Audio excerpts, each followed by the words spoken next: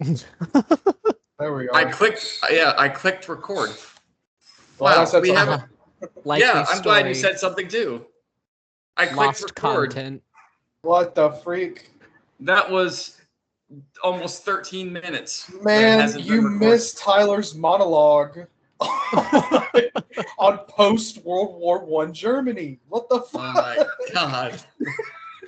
I know Lost content. that was the most important part, and it's gone now. We'll never see it again.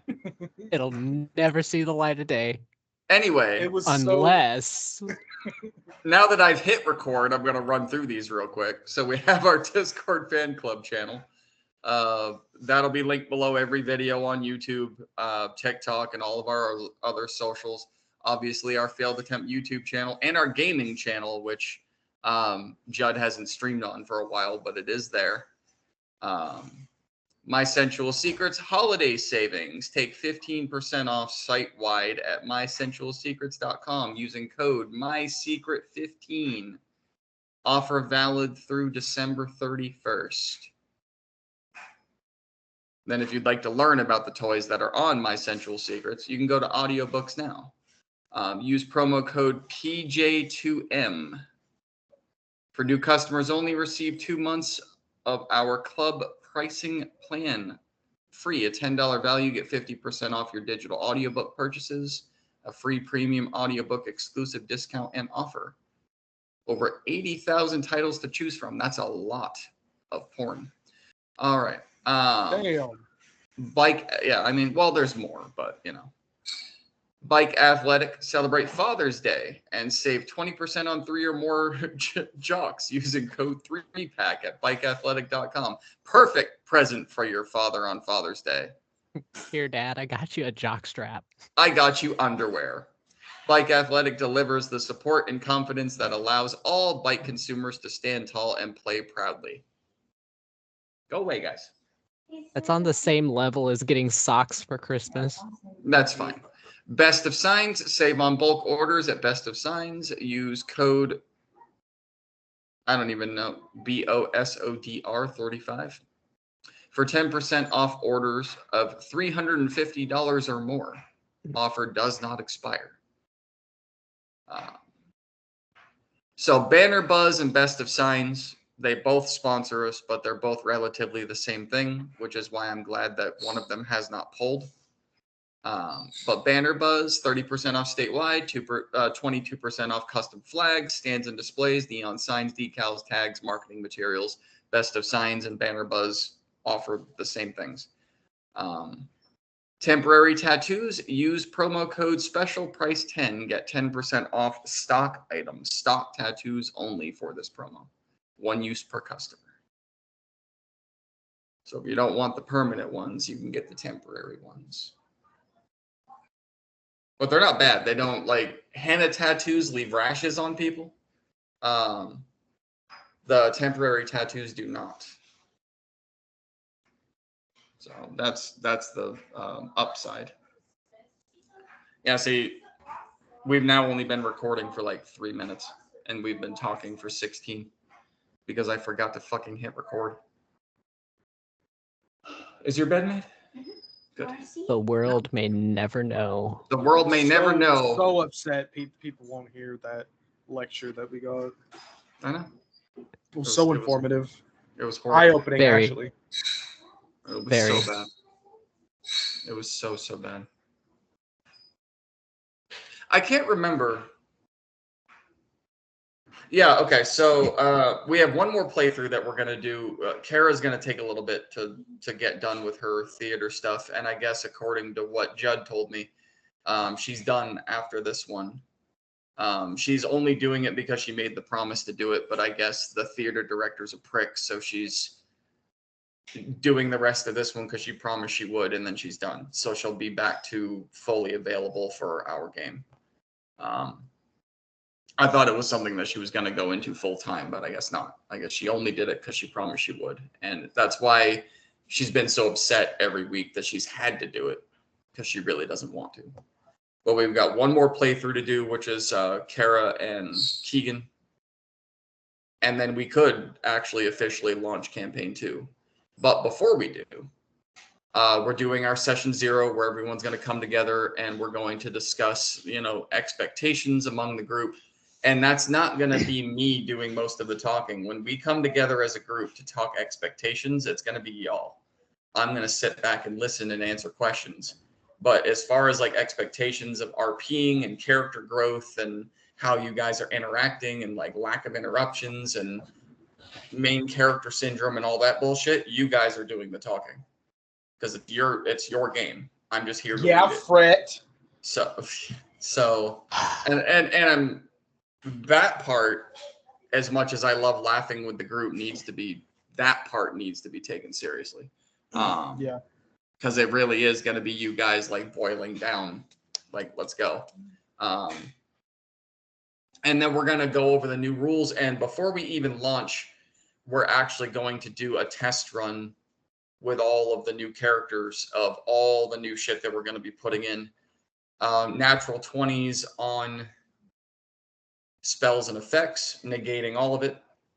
The new rules on the potions that I'm implementing.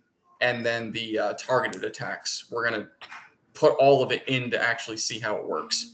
And if it works well enough and everyone likes it, we'll use it. So we're not going to be launching campaign 2 not knowing how it works. We're going to know how it works prior. So there's still a couple things we need to do before we start playing. But it's going to be sooner than I thought because everyone's fucking playthroughs are done already. So the Great War mini-series we will do as kind of like an in-between. If there's a moment where people can't play in the campaign 2, we'll go into the mini-series and we'll start doing that. Or we'll continue doing that. So it's going to be a side thing. We're going to have our one-shots. Tyler, if you want to launch yours at some point, if we ever want to finish Tomb of Horrors, we can do that. I honestly think with how long it's been, I'd probably ask if everybody's okay with just starting that back over. Probably, yeah. More than likely, yeah. Yeah, we could do that. Because I don't always have time to do the one-shots. I would actually enjoy more if y'all did the one-shots, unless I was leading one. But, we'll go from there. But yeah, if you're all right, just start that one over. Like, I'm not going to get rid of that video, but we'll just wash that one and start over from the beginning. Yeah. And then I also have a couple other one-shots that we could do. Tomb of Horrors 2, Electric Boogaloo. I know you have a couple of one-shots. I know Tyler has one he's been working on. Corey has I've actually one got a been couple. working on. And then I have 2 that I want to do. One of them is actually a Candyland one-shot. Ooh. Yeah, that I've been working on. That's funny. I have a Home Alone one-shot. There you go. So, oh no. That's funny. Yeah. It's called No Malone. No Malone. And then I have that horrible homebrew races one shot I want to do. Oh yes. I want to do that. It'd be a sentient bag of mulch. Yes, that's what I mean. Like I want to do all that shit. So because that one's cheese whiz. That one's just fun because that one can't possibly go more than one. It really can't. That one cannot possibly go more than a 3-hour episode. It's impossible because your characters probably won't last 15 minutes. But I want to do it anyway, just because it's fucking hilarious. Just have you guys go on and create characters of the most horrible homebrew selections on there, and then see what happens. Bag of mulch with the worst rated class, worst rated subclass. Just bad. Basically, yeah, just horrible. Garlic bread cleric.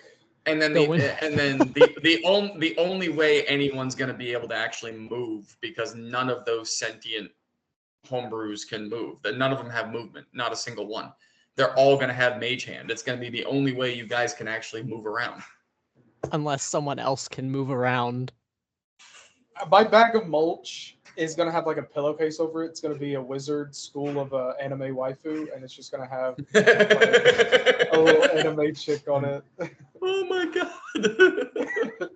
Nice. And somebody's like, oh, look at this body pillow, bro. Look at this body pillow, man. And then I just start throwing my little mulch pieces at them. What's gonna be funny though is if one of you decides to be a spellcaster in any way that has fireball, but because all of them are flammable, a piece of bread, mulch, a can of cheese whiz, it's all flammable. So someone lobs a fireball and just kills the whole fucking team. Evocation wizard, not gonna happen. Yeah, there you go. Not gonna happen. But yes, that one will be a fun one. And that'll really just be like, if no one can play, we're just desperate for content. We need a break. We'll just play that one. But yeah, I've got a Candyland one. That'll be fun. And then whatever you guys want to do. Eventually, I want everyone to lead one. I mean, who's comfortable. But yeah. It's going to be fun. Tonight, actually, for you two, because I had the one for you and Judd. Yeah. Oh, how is Jill, by the way? She's doing better. Okay.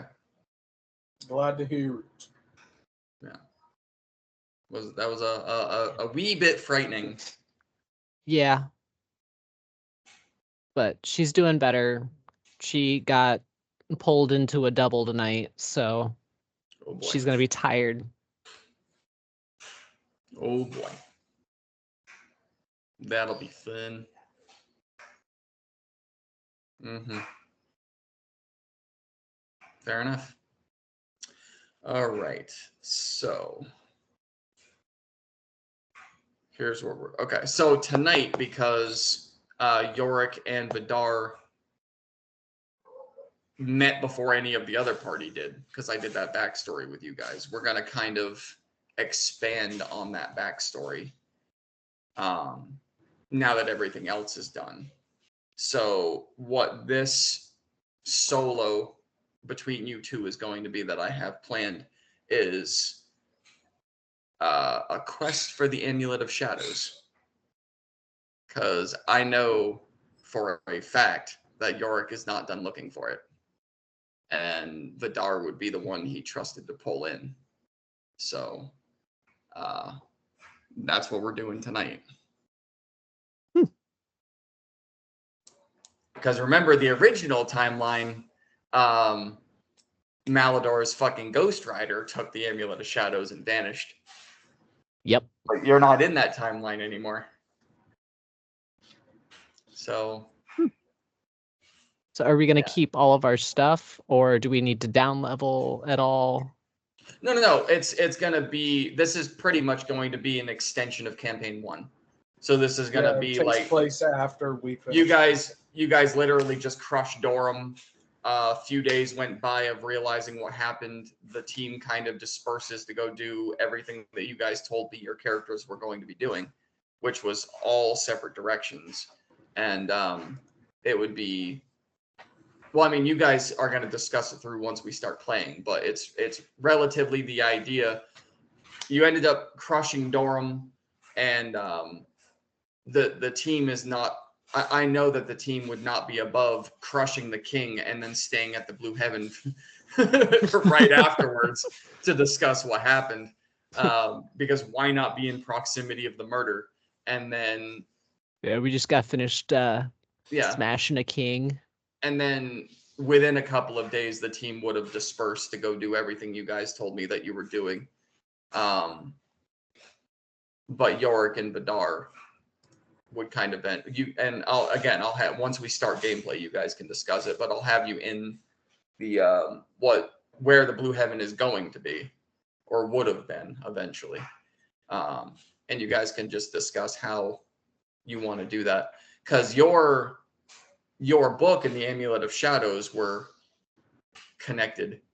That and the fact that your father found it, you've been looking for it. You know, because of the future events, that it was attached to Ellenwyn Crow at some point. So I know that Yorick still wants to find it. It's still one of his primary goals. And who knows if just because the time reset, if Futa doesn't still want you to find it. That's true. Well, Because no, it was well, Emissary that was trying to get me to find it. But was it actually him? It was either him or It was Zarut. Zarut, yeah. Yeah, playing Imbecir. Which is another thing that's funny. No one fucking bothered to find out how Zarut impersonated him and where the original one went in the meantime. That's my favorite part. Everyone just glossed over it and was like, fuck it. This is my favorite part. Yeah.